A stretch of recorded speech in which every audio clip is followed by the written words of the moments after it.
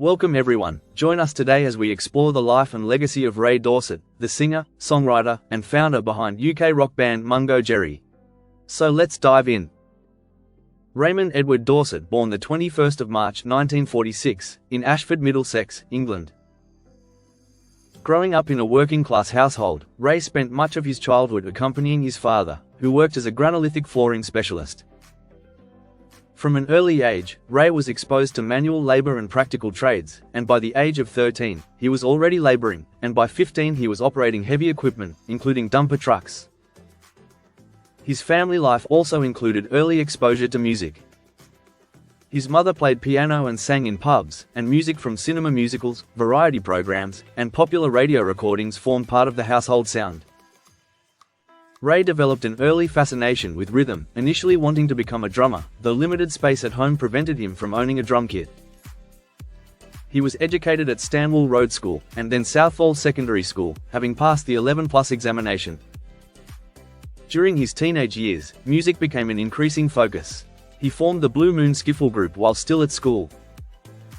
Ray left school without formal qualifications and initially trained as an apprentice hairdresser, a position he held for approximately 9 months. He then redirected his focus toward engineering and technical work, enrolling at Twickenham College of Technology, where he studied for a City and Guilds qualification. Following his studies, Ray worked for Radio Control Specialists Limited, based at National Works on Bath Road, Hounslow. The company manufactured radio control equipment for model and film work, as well as electromechanical components. Music remained central to his life throughout this time. As a child, Ray built his first guitar himself, using a Junior Hobbies fret saw and wire strings taken from a plastic toy. Before that, he had constructed a T-chest bass from household materials, later cutting the chest apart to create a guitar body. His first commercially made guitar arrived at Christmas 1956, when he was 10 years old, and he retained it into later life. His early musical influences were wide-ranging and practical rather than academic. He absorbed skiffle, early rock and roll, big band rhythm, and Latin-influenced popular music, drawing from artists frequently heard on British radio and television. Performers such as Lonnie Donegan, along with records played by older relatives, helped shape his approach to rhythm and song structure. By the mid-1960s, Ray had become active on the London club and folk circuit. His early group, the Blue Moon skiffle group, briefly included a guitarist named Phil Collins, unrelated to the later Genesis drummer. After a series of name and lineup changes, Ray formed the Tramps, who secured a residency playing alternate Fridays and Saturdays at the Station Hotel in Richmond. On Thursdays, the venue hosted the Rolling Stones. Ray later fronted the Sweet and Sour Band, who became regular performers at the Speakeasy Club in London. The Speakeasy was a central meeting point for musicians, actors, and international artists, and Ray performed there alongside or in front of figures including Frank Zappa, Keith Moon, Roger Daltrey, and Jimi Hendrix. By the late 1960s, Ray had established himself as a committed working musician on the London circuit. In 1969, he formed a group called Good Earth, an acoustic-leaning ensemble that reflected his interest in folk, blues, and rhythm-driven music. The band recorded an album released the same year.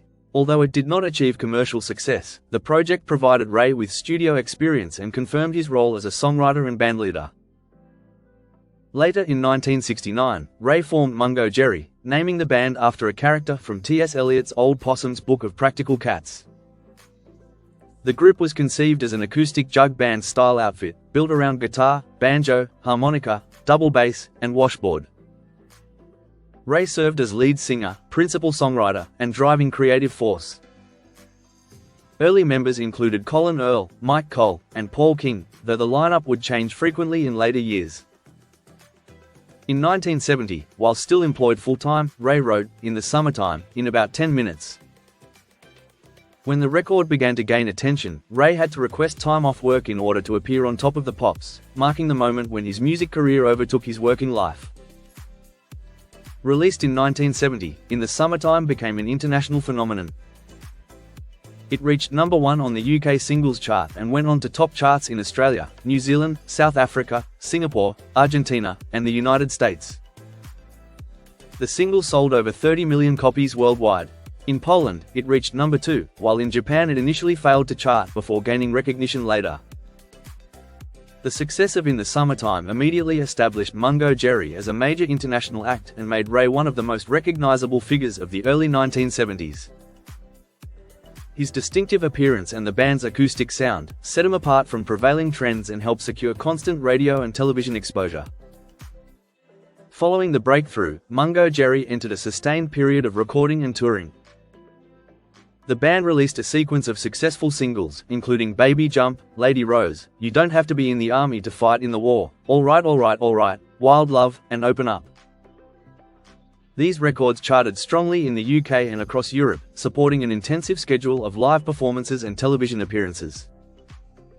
Albums released during this peak period included Mungo Jerry, in 1970, Electronically Tested, You Don't Have to Be in the Army to Fight in the War, and Mungo Jerry Live, all in 1971. Together, these releases documented both the studio and live dimensions of the band's popularity, and established a catalogue that remains central to their identity. Alongside his work with Mungo Jerry during the early 1970s, Ray also pursued independent projects. In 1972, he released the solo album Cold Blue Excursion, a record built around his songwriting but presented with orchestral arrangements rather than the acoustic jug band sound associated with Mungo Jerry. During the same period, Ray collaborated with other established musicians outside his own group. He became involved in the blues-based project Kathmandu, working alongside Peter Green, formerly of Fleetwood Mac. The collaboration resulted in the album A Case for the Blues, adding to Ray's recorded output beyond the Mungo Jerry catalogue. Ray also released material under the name Made in England, including recordings written for television use, reflecting his continued activity as a songwriter operating across different formats. Throughout the 1970s, the lineup of Mungo Jerry changed frequently, but Ray remained the sole constant. As popular music tastes shifted, the band's commercial momentum eased, yet Ray continued to record and tour under the Mungo Jerry name, keeping the group active well beyond its original hit era. Across subsequent decades, Mungo Jerry remained a working live act, particularly in Europe, with Ray maintaining creative control and continuity. In 1980, disco singer Kelly Marie recorded Feels Like I'm in Love, written by Ray. The song reached number 1 on the UK singles chart. Ray had originally written the song with Elvis Presley in mind, but Presley died before recording it. Despite ongoing legal and contractual matters connected to earlier decades, Ray's catalogue continued to generate sustained income and recognition. In the Summertime remained one of the most licensed songs of its era, appearing repeatedly in films, television programs, and advertising. Ray received 2 Ivor Novello Awards in recognition of the song's enduring commercial success. On a personal note, Ray has been married 3 times, and is the father of 6 children, with 2 children from each marriage. In 1995, he married Britta, with whom he has 2 sons, Miguel and Philip. In 1994, Ray fulfilled a long-held personal ambition to live in Dorset, a county he had first visited as a child while accompanying his father on work trips. Following the sale of property in Germany, where Britta had previously lived, the family relocated permanently to Bournemouth. Ray and his wife have owned 2 houses there, and have also been involved in running a restaurant, alongside his continuing musical work. The couple purchased the former St. David's Guesthouse on Robert Louis Stevenson Avenue in Westbourne, a Victorian villa originally named Dunvegan. Ray undertook extensive renovation work on the property over time, transforming it into a combined home and recording environment. The house also carried historical significance, as the former residence of Samuel Liddell MacGregor Mathers. Ray remained actively involved in songwriting, recording, and live performance well into later life, particularly across continental Europe. Health-wise, in 2016, Ray revealed that he had lived with irritable bowel syndrome for more than 4 decades, a condition he linked to the sustained pressures of touring and performance following his early success. In June 2021, Ray confirmed that he had recovered from open heart surgery, after which he continued to remain active in music-related work. In recent years, Ray has continued to perform and record as Mungo Jerry, leading new lineups across the UK and Europe, appearing at festivals and smaller venues. He continues to write and record new material, including studio projects such as Extreme, released in 2019, and remains actively involved in advocating for songwriters' rights. Despite being best known for his classic hits, he continues working, rather than retiring from music. And there you have it.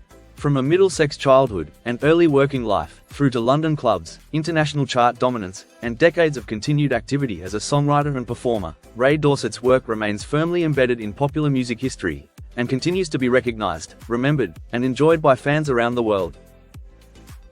Thank you for watching. Don't forget to like and subscribe for more videos on your favorite artists, just like this. Take care and bye for now.